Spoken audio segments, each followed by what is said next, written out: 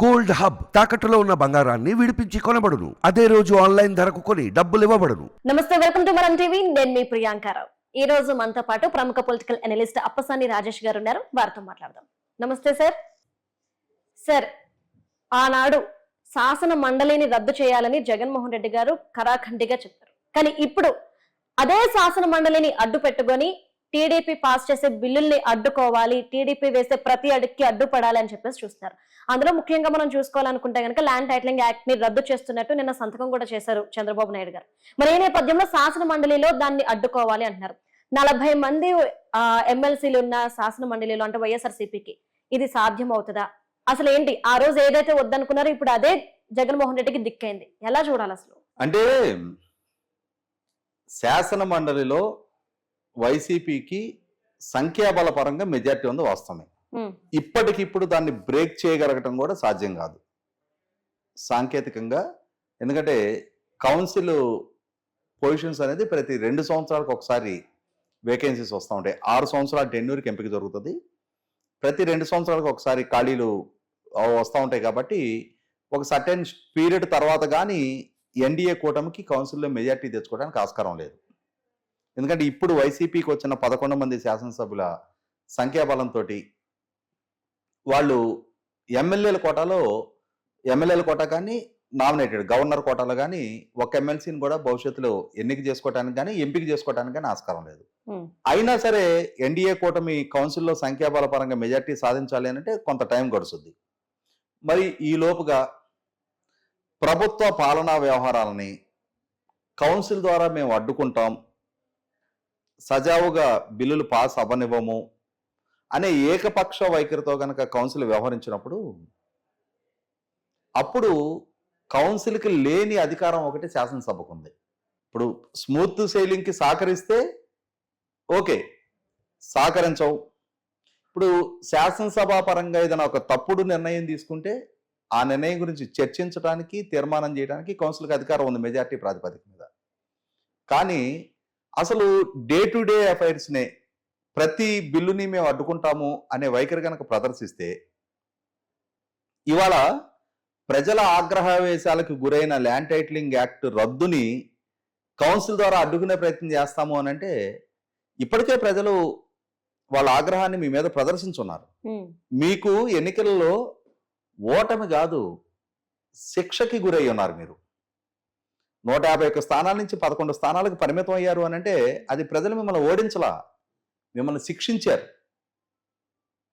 ఇంకా మేము రియలైజ్ అవ్వం, మేము ఇదే విద్వేషపూరిత రాజకీయానికే కట్టుబడి ఉంటాం, కొత్తగా ప్రజామోదంతో ఎన్నికైన ప్రభుత్వానికి ప్రతిబంధకాలు కల్పించడమే లక్ష్యంగా మేము పనిచేస్తాము అని అంటే 100కి 100 పాళ్ళు మిమ్మల్ని కరెక్ట్ చేయగలిగే వ్యవస్థలు ఉన్నాయి. ఏముంటది మార్గం? ఇప్పుడు ఆంధ్రప్రదేశ్ రాష్ట్రంలో కొలువు తీరింది ఎన్డీఏ ప్రభుత్వం. కేంద్రంలో అధికారంలో ఉన్నది కూడా ఎన్డీఏ ప్రభుత్వమే. నిన్న విజయసాయి రెడ్డి గారు మొన్న చెప్తున్నారు, మాకు రాజ్యసభలో 11 మంది సభ్యుల సంఖ్యాబలం ఉంది, మా సంఖ్యాబలం మద్దతుతోటే పార్లమెంట్లో బిల్లుల ఆమోదం పొందాల్సి ఉంటుంది, కాబట్టి మమ్మల్ని ఇగ్నోర్ చేస్తే వీలు కాదు అని చెప్పంటున్నారు. మీకు 11 మంది రాజ్యసభ సభ్యుల సంఖ్యాబలం ఉన్నది వాస్తవమే. కానీ ఇవాళ కేంద్ర ప్రభుత్వంతో ఘర్షణ పడతాం, రాష్ట్రంలో ఇక్కడ ఎన్నికైన పాపులర్ గవర్నమెంట్తో ఘర్షణ పడతామనంటే మీ 11 మందిలోంచి మీ వైపు ఎంతమంది నిలబడతారో ఒకసారి ఆలోచించుకోండి. కేసుల్లో అక్యూజ్డ్ నెంబర్ 1గా 2గా ఉన్న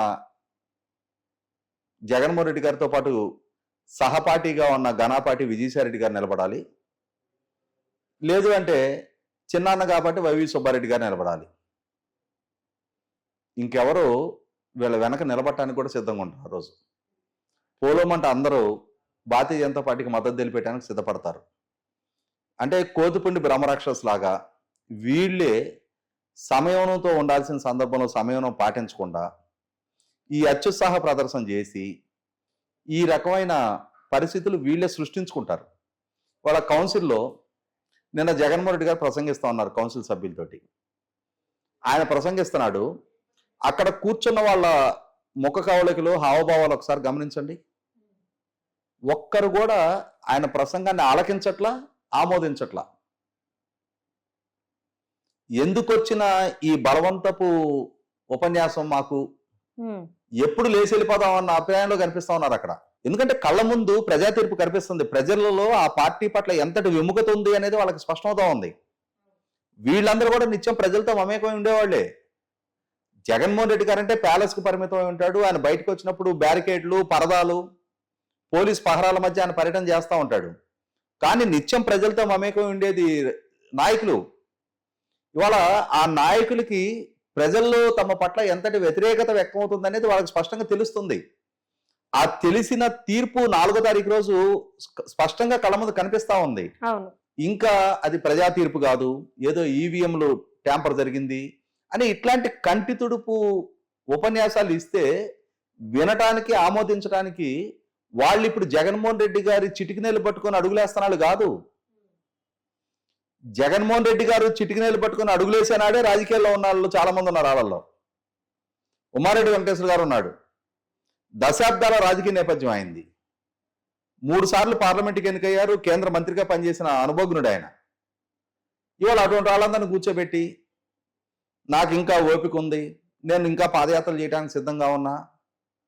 పాదయాత్రలు చేశారు, మీరు చేసిన వాగ్దానాలను ప్రజలు నమ్మారు, మీరు అడిగిన ఒక ఛాన్స్ తోటి అధికారం కట్టబెట్టారు, మీరు పాల్గొడుగా 5 ఏళ్ళు పరిపాలించారు. ఇప్పుడు మీరు కొత్తగా పాదయాత్ర చేసో, కొత్తగా ఇప్పుడు మళ్ళీ ప్రజామోదం పొందడానికి ఇంకొక 5 సంవత్సరాల కాలం ఉంది. మిమ్మల్ని ప్రజలు మీరు అక్కర్లేదు అనుకొని 10 రోజులే ఎన్నికల ఫలితాలు వచ్చి 4వ తారీఖు రోజు లెక్కింపు జరిగింది. ఇవాళ 14వ తారీఖులో ఉన్నాం మనం. కొత్త ప్రభుత్వం కొలువు తీరి 48 గంటలే అయింది. అయినా ఇంతటి అసహనాన్ని మీరు ప్రదర్శిస్తున్నారు అనంటే, మీరు ప్రభుత్వం తొలి అడుగులను కూడా సహించలేకపోతున్నారు అనంటే, మీ అఫీషియల్ ప్లాట్ఫామ్స్ మీద, మీ party official social media platforms మీద నిన్న చంద్రబాబు నాయుడు గారు తీసుకున్న మెగా డిఎస్సి నిర్ణయాన్ని విమర్శిస్తా మీరు ప్రకటనలు విడుదల చేస్తున్నారు అనంటే, ఇది ఖచ్చితంగా ప్రజలైతే సమర్థించరు. ఎందుకనంటే 2019 ఎన్నికలకు ముందు మీరు మెగా డిఎస్సి కండక్ట్ చేస్తానని వాగ్దానం చేసి ఓట్లు దండుకున్నారు. 5 సంవత్సరాల టెన్యూర్లో దాన్ని పరిగణలోకే తీసుకోవాల. చివరికి కోడ్ ఆఫ్ కాండక్ట్ మార్చి 16న వస్తుంది అనగా ఫిబ్రవరి 12వ తారీఖు ఒక కంటి తుడుపు డిఎస్సి నోటిఫికేషన్ విడుదల చేశారు.